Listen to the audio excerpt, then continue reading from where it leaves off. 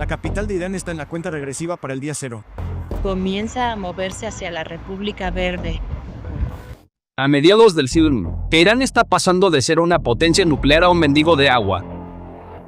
El régimen iraní, que amenaza al mundo con sus misiles, no puede proporcionar a su pueblo ni una gota de agua en su propia capital. Incluso ha comenzado a mendigar agua a sus vecinos. La gente no hace fila para recibir pan gratis. Millones de iraníes, con bidones en las manos, se pisotean unos a otros para conseguir recipientes de plástico para llevar agua a casa. De los grifos solo sale el sonido del aire y la impotencia, no agua. Este es el momento en que la civilización colapsó. Por eso el presidente Masoud Pezeshkian levantó la bandera blanca. Dijo desesperado que la reubicación de Teherán se había convertido en una necesidad. Su solución es el plan de escape más grande que ha visto la historia moderna. Reubicar la capital y huir. Están huyendo porque Irán está experimentando ahora una bancarrota hídrica. Entonces, ¿cómo terminó así un candidato a superpotencia? La respuesta se esconde en esa mancha blanca del mapa. Esta enorme mancha blanca que ven no es una formación geográfica. Es una bomba de tiempo biológica colocada por el régimen iraní contra su propio pueblo. El lago Urmia, el más grande de Oriente Medio, ha sido borrado del mapa por uno de los mayores crímenes ecológicos de la historia de la humanidad. Mientras la élite del Teherán desviaba el flujo de agua para llenarse los bolsillos, dejaron atrás un pozo de 10.000 millones de toneladas de sal tóxica. Este desastre ha pasado hace mucho el punto de no retorno. Y cada vez que sopla el viento, enormes tormentas de sal, que llevan silenciosamente la muerte a los pulmones de millones, anuncian una crisis que trasciende fronteras. Lo que estamos presenciando ahora es una versión mucho más rápida, mucho más mortal y densamente poblada del desastre del Mar de Aral. Y el terremoto demográfico desencadenado por esta situación ha activado una oleada de refugiados que cruzará las fronteras de Irán y sacudirá a toda la región, incluida Turquía. El inminente desastre de la bancarrota hídrica de Irán no solo ha devastado la naturaleza, sino que también ha socavado la supervivencia misma del Estado iraní. Para comprender la verdadera magnitud de este desastre, primero debemos visualizar la escena del crimen, la grandeza geológica e histórica del lago Urmia. Este no era un cuerpo de agua ordinario. Era un patrimonio de 1 millón de años de antigüedad escondido entre las montañas, a 1270 metros sobre el nivel del mar. Este enorme cuerpo de agua, que se extendía 140 kilómetros de norte a sur, era 90 veces el tamaño de la isla de Manhattan y actuaba como un termostato gigante, equilibrando el clima de la región. Designada Reserva de la Biosfera por la UNESCO en 1976, esta cuenca era un ecosistema delicado de circuito cerrado que sustentaba a los camarones Artemia, únicos en este lago, y a las aves migratorias. Sin embargo, en los últimos 50 años, esta fortaleza natural ha sido sometida al asalto de ingeniería más brutal y deliberado de la historia de la humanidad. Aunque el régimen intentó convencer al mundo de que la causa de esta sequía era el cambio climático, las imágenes y los datos satelitales gritan que el verdadero culpable es un sistema creado por el hombre. A partir de la década de 1990, el gobierno iraní cortó sistemáticamente las principales arterias que alimentaban el lago como parte de su llamado impulso de desarrollo. Contrariamente a los hechos científicos, se construyeron más de 40 presas en los 13 ríos permanentes que mantenían vivo el lago. Las aguas de ríos vitales como el Sarine y el Simine fueron aprisionadas detrás de enormes muros de concreto antes de que pudieran llegar al lago. Entonces, ¿a dónde fueron estos miles de millones de metros cúbicos de agua aprisionada? Aquí es donde emerge el lado oscuro de la historia, conocido como la mafia del agua. Esta agua se desvió a productos agrícolas que consumen cantidades excesivas de agua y que nunca deberían cultivarse en un clima semiárido.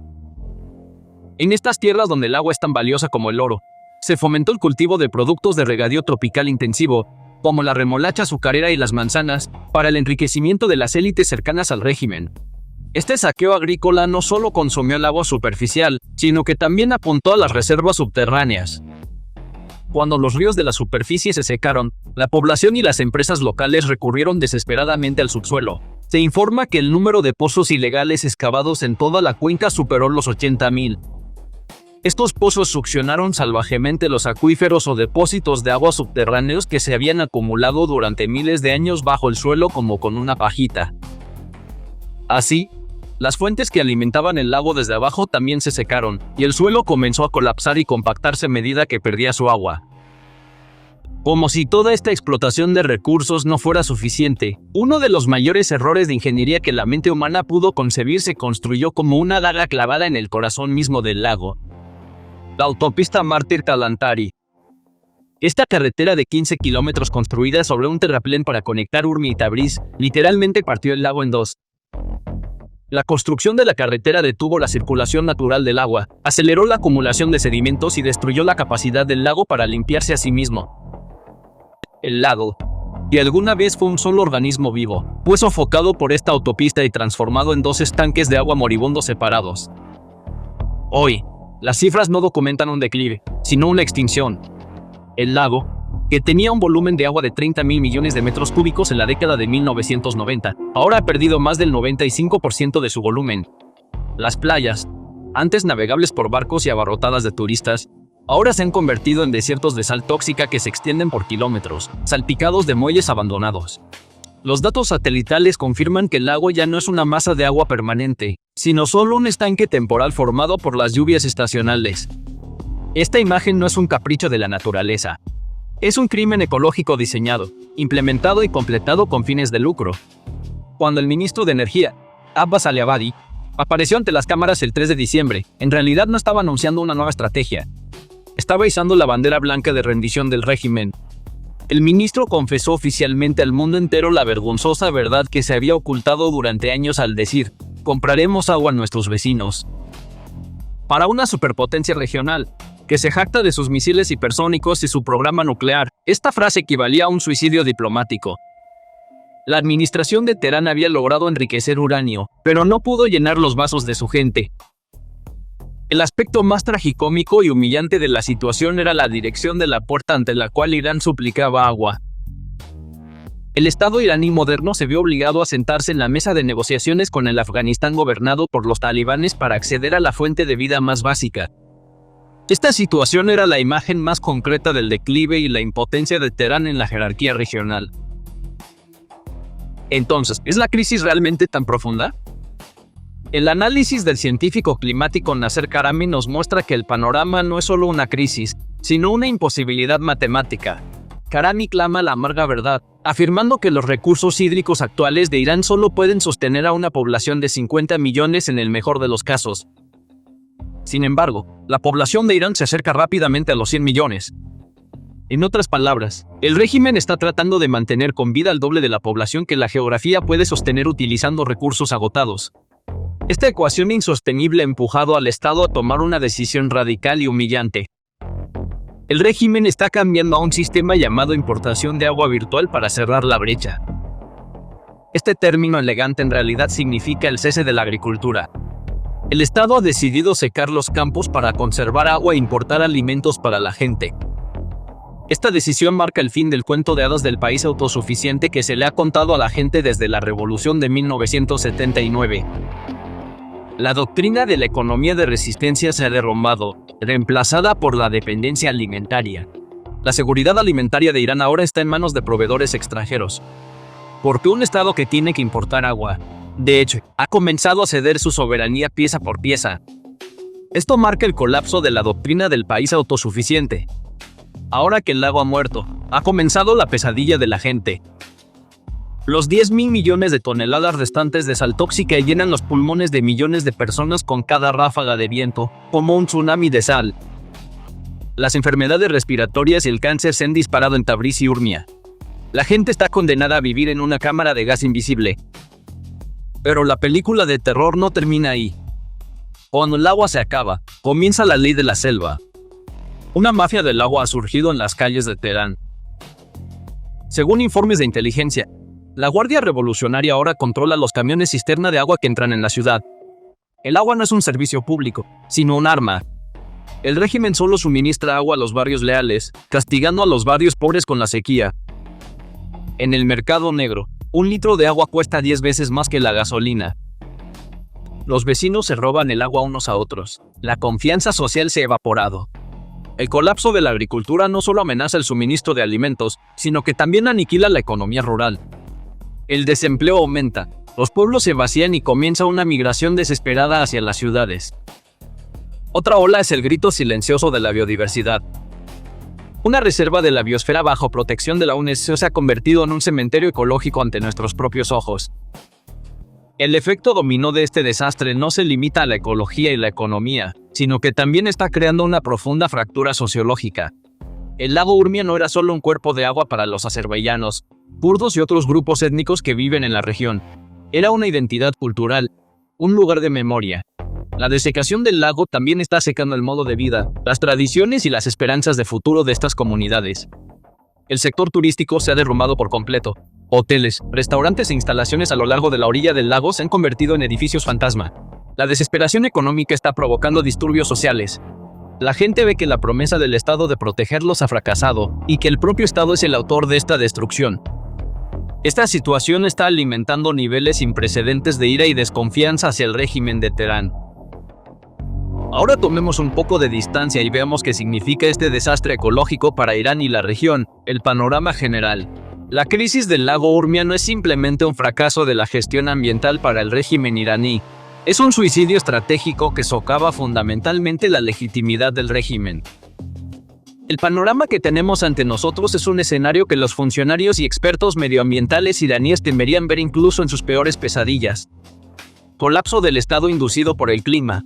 Informes de exfuncionarios del Ministerio de Medio Ambiente iraní y observadores internacionales revelan una realidad escalofriante.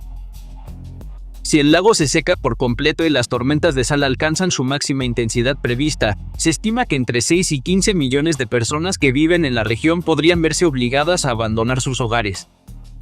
Esto no es solo una migración, sino uno de los mayores desplazamientos demográficos de la historia moderna, un movimiento a la escala de una migración de pueblos.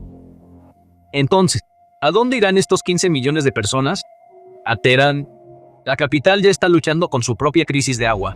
Su infraestructura se está derrumbando y el tráfico y la contaminación del aire están volviendo la ciudad inhabitable.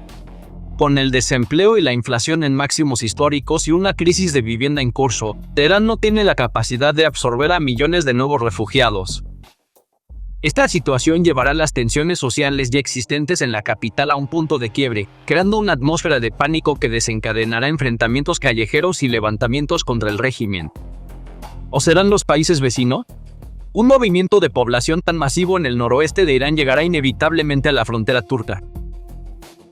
Millones de personas huyendo de sus tierras inhabitables hacia regiones más seguras, concretamente al oeste y al norte, significarían una crisis masiva de refugiados y un problema de seguridad fronteriza para Turquía y Azerbaiyán.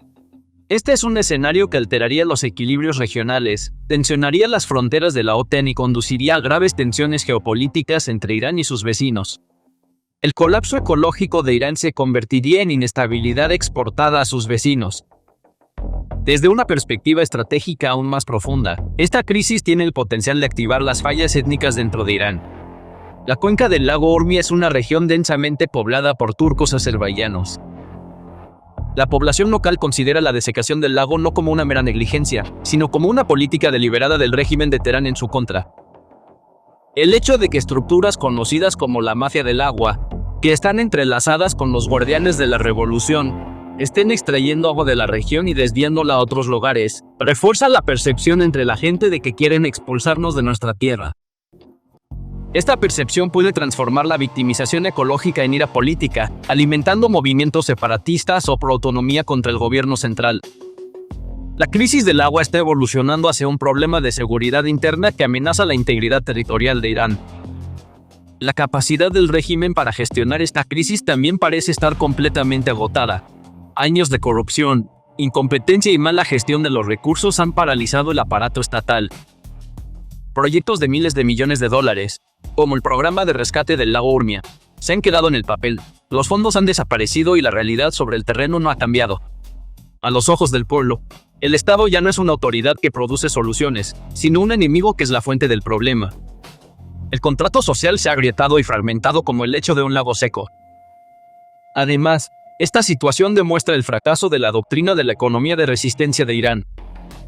Una estrategia que partió con la pretensión de autosuficiencia y consumió imprudentemente los recursos hídricos en nombre de garantizar la seguridad alimentaria. Finalmente no solo ha hecho que el país dependa de fuentes externas, sino que también ha destruido su base productiva. Mientras Irán afirma hacer frente a las potencias imperialistas, ha sido devastado por su propia geografía. Sin agua, no hay agricultura. Sin agricultura, No hay seguridad alimentaria. Sin seguridad alimentaria, la soberanía nacional es solo un eslogan vacío. En última instancia, la crisis del lago Urmia no es un incidente aislado, sino un síntoma de un colapso sistémico. Irán está pagando el precio de un enfoque de gestión que consume sus recursos sin reponerlos, sacrificando la sostenibilidad a largo plazo por ganancias políticas y económicas a corto plazo. Este precio no se paga solo en dinero, se paga con tierra, salud, futuro y, potencialmente, la existencia misma del Estado. La geografía se está vengando. Y esta venganza avanza de una forma demasiado inexorable y destructiva como para que ninguna fuerza militar ni propaganda ideológica pueda detenerla. El régimen está atrapado en el desierto de sal que creó. Aunque la humanidad parece haber ganado la guerra contra la naturaleza, está claro quién perdió. Una generación ha consumido un legado que perduró durante miles de años y solo ha dejado un montón de polvo tóxico para las generaciones futuras. Cada mota de polvo que se levanta del lecho de ese lago que se está secando es una señal de alarma que resuena en los cielos de Irán. Y esta señal de alarma está enviando un mensaje a todo el Medio Oriente. Sus fronteras no pueden protegerlos. Sus misiles no pueden alcanzar a este enemigo. La destrucción no vino de fuera. Surgió desde dentro, de los pozos que cavaron con sus propias manos. Para Irán, ya no faltan 5 minutos para la medianoche.